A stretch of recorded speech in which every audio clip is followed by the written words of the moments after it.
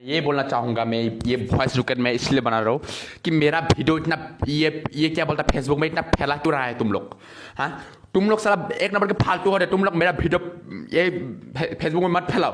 पूरा घर पे अपना कंप्लेन आ रहा है मुझे, सभी लोग मुझे गाली दे रहे हैं घर से, फेसबुक में क्या आलू पालू दे के रखा है बोल के। हम दिया क्या, कितना बार मैं समझा रहा हूँ घर से कि मैंने फेसबुक में नहीं दिया नहीं दिया नहीं दिया, तो घर का आदमी लोग समझता ही नहीं है। तुम दे मुझे इतना, मुझे आज मैं आसाम में हूँ, मुझे घर जाने के लिए मुझे शर्म लग रहा है। ऐसा क्यों करता है, मेरा वीडियो को फेसबुक में इतना वायरल क्यों कर रहा है। मेरा वीडियो प्लीज मेरा वीडियो वायरल मत करो प्लीज। ये मेरा लास्ट टिकटॉक है, मैं इससे मैं टिकटॉक में बनाने वाला नहीं हूँ। जितना भी वायरल करना है करो, तुम लोग मरो जियो, मुझे कुछ भी नहीं है। मेरा पूरा डायून में, अरुणाचल में, नामसाई में मैं पूरा मेरा पूरा वीडियो पूरा हम लोग का जनजाति पूरा देख रहा है मेरा वीडियो पूरा।